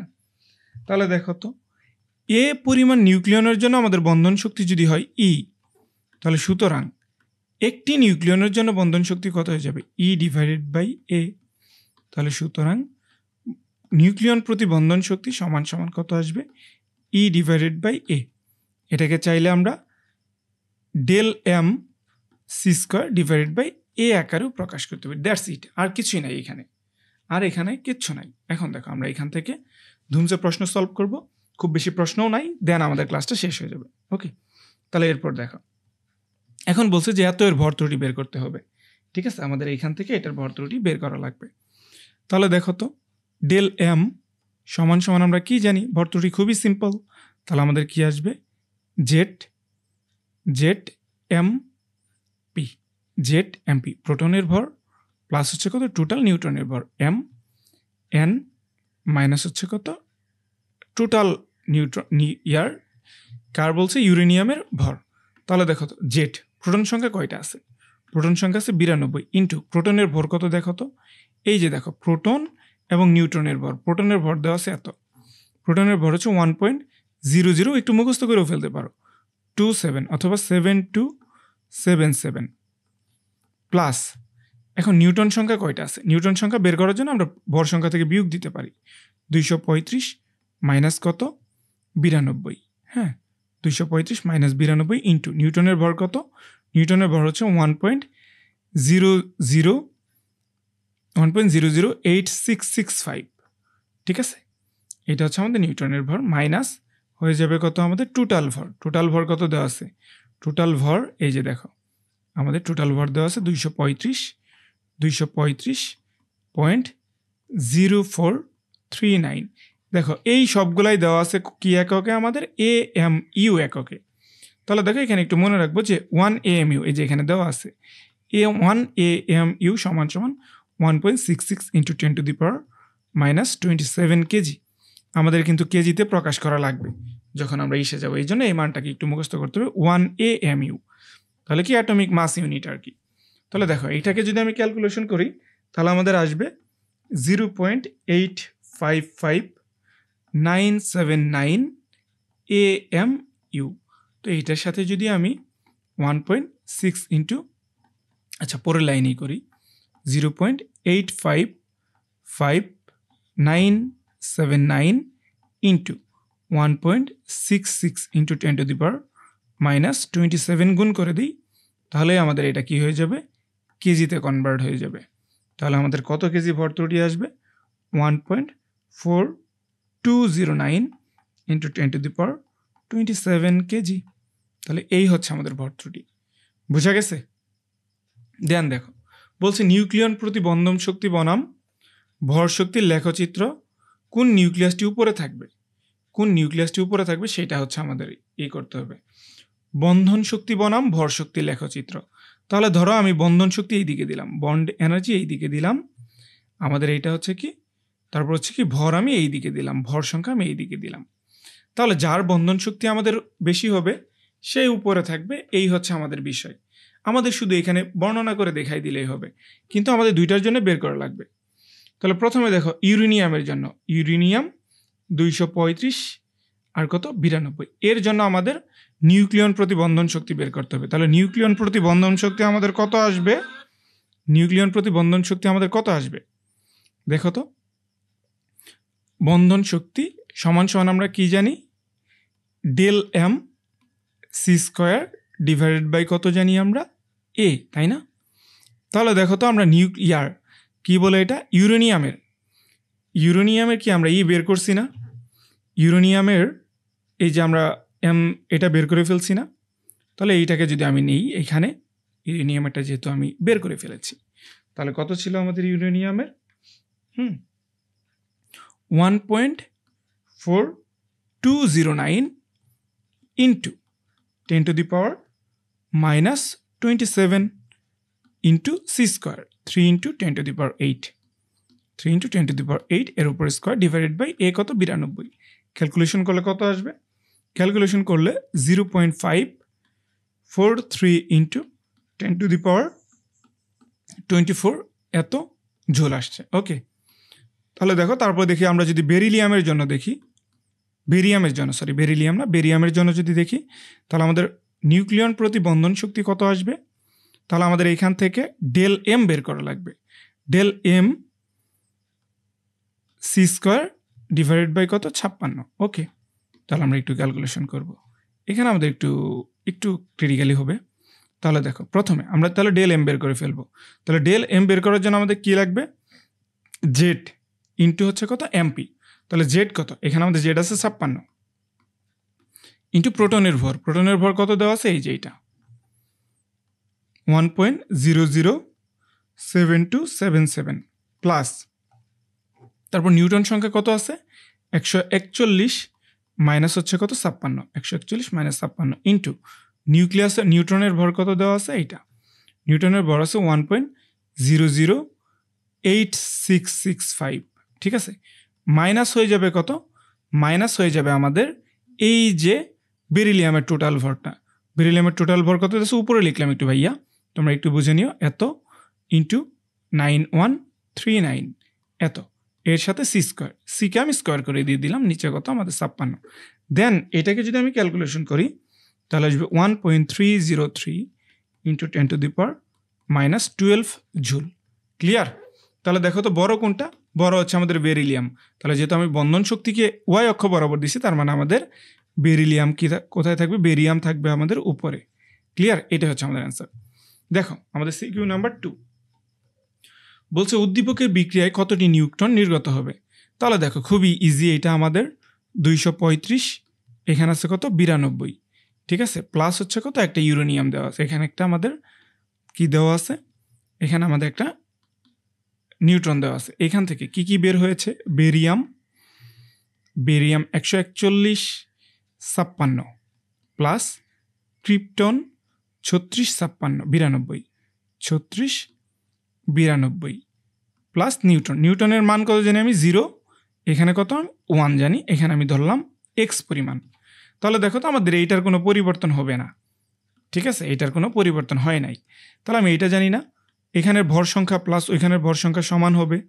সমান 141 প্লাস 92 প্লাস হচ্ছে কত এক্স যেহেতু এটার ভর আমাদের 1 তাহলে কত হয়ে যাবে দেখো তো এক্স ইকুয়ালস টু 236 মাইনাস 233 সমান কত 3 তাহলে সুতরাং এন সমান বা এক্স সমান 3টি তার মানে আমাদের এখানে 3টি নিউট্রন সংখ্যা থাকবে ব্যাস ওকে এই পর্যন্ত তারপর দেখো উপরের বিক্রিয়ায় নির্গত শক্তির পরিমাণ কত নির্গত শক্তির পরিমাণ বের করতে গেলে আমাদের কি করা লাগবে নির্গত শক্তির পরিমাণ ই সমান আমরা কি জানি ডেল এম সি স্কোয়ার তাহলে দেখো এইখানে আমাদের ইসের হওয়ার আগ পর্যন্ত এই বিক্রিয়া হওয়ার আগে কত পরিমাণ শক্তি ছিল বিক্রিয়া হওয়ার পরে কত শক্তি ছিল সেখান থেকে আমাদের ডেল এম বের করা লাগবে তাহলে দেখো বিক্রিয়ার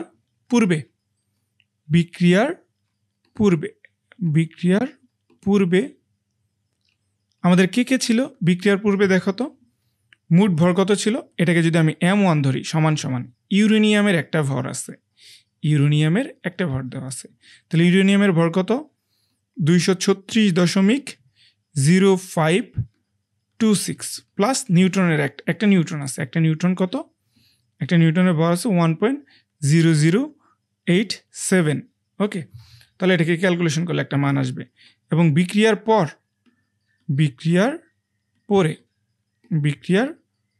পরে তাহলে বিক্রিয়ার পরে কত থাকবে m2 সমান একটা বেরিয়াম আছে 140.9139 প্লাস একটা ক্রিপ্টন আছে ক্রিপ্টনের ভর কত 91.8973 AMU প্লাস 3 ইন্টু 3টা নিউট্রন আছে যেহেতু 3 ইন্টু 1.0087 এই সবগুলাই AMUতে তাহলে সুতরাং ই সমান যেটা আসবে ভাইয়া তোমরা একটু ক্যালকুলেশন করে নিবা এখানে ডেল এম না ডেল এম এর মানটা আমরা m2 minus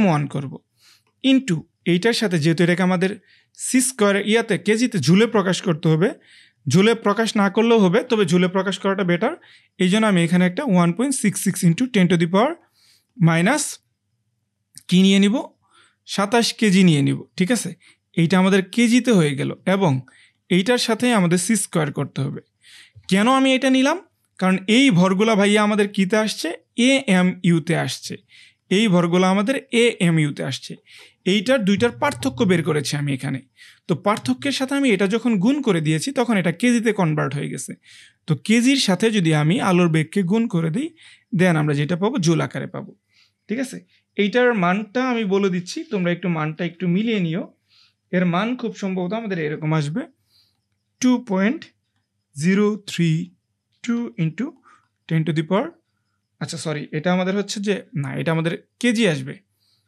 10⁻27 KG into 3 into 10⁸8 এর উপরে স্কোয়ার। দেন আমাদের ক্যালকুলেশন করলে 1.83 ইন্টু 10⁻10 জুল হয়ে যাবে, -10 জুল। ওকে, দেন দেখো, ও আচ্ছা আমাদের এইখান থেকে আচ্ছা নির্গত শক্তির পরিমাণই তো বের করলাম, তাহলে এইখান থেকে আর কোনো কিছু নাই। এরপরে দেখো প্রতি ফিশনে উৎপন্ন শক্তির পরিমাণ বের করতে হবে। প্রতি ফিশনে এইটার আর এইটার ঘটনা আমাদের সেম, ঠিক আছে? এইটা তোমাদের টাস্ক থাকবে, আমি উত্তরটা বলে দিচ্ছি। দেখো ওইটার এইটার ঘটনা সেম, কিন্তু উত্তর সেম হবে না, কারণ এখানে আমাদের 235 দেওয়া আছে। আগেরটাই দেখো, আগেরটা এখানে আমাদের 236 দেওয়া আছে। এইটার শক্তি আর ওইটার শক্তি আমাদের এক হবে না, একটু ডিফারেন্স হবে, ঠিক আছে? কিন্তু আমাদের ফর্মুলা ঠিক সেম, আগেরটার মতোই, ঠিক আছে? এখন প্রশ্ন হচ্ছে আমাদের 2 নাম্বারটায়। 2 নাম্বার প্রশ্ন কি বলছে যে এটা হচ্ছে প্রতি ফিশনে শক্তি উৎপন্ন। তো প্রতি ফিশনে উৎপন্ন শক্তি ই সমান সমান আমি যদি দেখি, তাহলে এটার মানটা আসবে এরকম যে 3.216 ইন্টু, এটা কিন্তু আমি মুখস্থ উত্তর তোমাদেরকে বলে দিলাম, তোমরা একটু মিলিয়ে দেখবা এবং হচ্ছে ক্যালকুলেশন করবা, এটা তোমাদের কিন্তু বাড়ির কাছে, ঠিক আছে? এইটা এখন প্রশ্ন হচ্ছে আমাদের পরেরটা প্রশ্ন বলছে যে রশ্মি আলফা কণাটিকে ভাঙতে পারবে কিনা গাণিতিকভাবে ব্যাখ্যা করো। তার মানে আমাদের এখানে দেখো কি বলছে, এতে উৎপন্ন গামা রশ্মি, এখানে যে গামা রশ্মিটা উৎপন্ন হবে সেটা আলফা কণাকে আঘাত করে বিক্রিয়াতে উৎপন্ন আলফা কণাকে আঘাত করেছে। বিক্রিয়াতে উৎপন্ন আলফা কণার উৎপন্ন শক্তির 1 ঘামাংশ বহন করে। তার মানে ঘামার শক্তি যা আছে, তাহলে ঘামার শক্তি কত হয়ে যাবে? ওই যে E/10 এর আগের বারের যত শক্তি উৎপন্ন হয়েছে এইটা, ঠিক আছে? এইটার 10 ভাগের 1 ভাগ। তাহলে দেখো তো এইটার শক্তি কত ছিল? 3.216 ইন্টু 10⁻12 জুল। এটাকে 10 দ্বারা ভাগ করে দিতে হবে, তাহলে কত হয়ে যাবে? 3.21, আচ্ছা ওইটা আমাদের 11 ছিল, এখানে আমাদের 11 ছিল। 216 ইন্টু 10⁻12 জুল হয়ে যাবে এইবার 10 দ্বারা ভাগ করে দিলে। এটা হচ্ছে আমাদের ঘামার শক্তি। এখন তাহলে আমাদের আলফার শক্তি দেখতে হবে। আলফার শক্তির ক্ষেত্রে আমরা কি দেখব? ডেল এম সি স্কোয়ার, তাই তো? তাহলে ডেল এম এর জন্য আমরা কত পাবো? ডেল এম এর জন্য Z MP plus N M N minus হচ্ছে কত? এম ইন্টু হচ্ছে কত? C square. Okay, alright.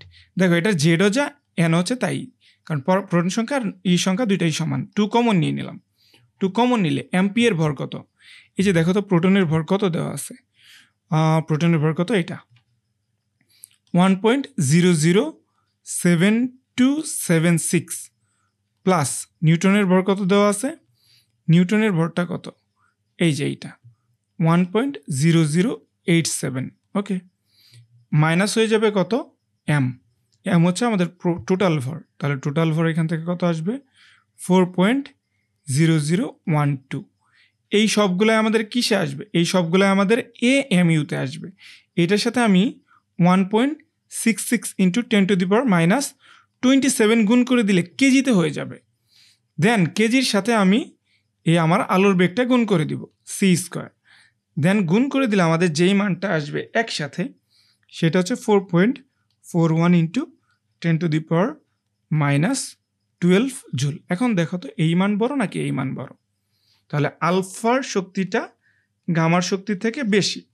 তাহলে গামা দ্বারা আলফাকে যদি আঘাত করে তাহলে এটাকে ভাঙতে পারবে না। যদি গামার শক্তি বেশি থাকতো তাহলে ভাঙতে পারতো। তাহলে এটা কি হয়ে যাবে? পারবে না। ওকে, দেন আমাদের ক্লাসের আমরা একদম শেষ প্রান্তে চলে এসেছি, মানে শেষ আর কি। বোঝা গেছে? আমাদের নেক্সট ক্লাসগুলো আরও বেশি এফেক্টিভ হবে আশা করি। এবং এই চ্যাপ্টারটি কিন্তু আমাদের একটা টার্গেটেড চ্যাপ্টার, কারণ এর থেকে সহজ কম টপিকের আর কোনো চ্যাপ্টার হয় না।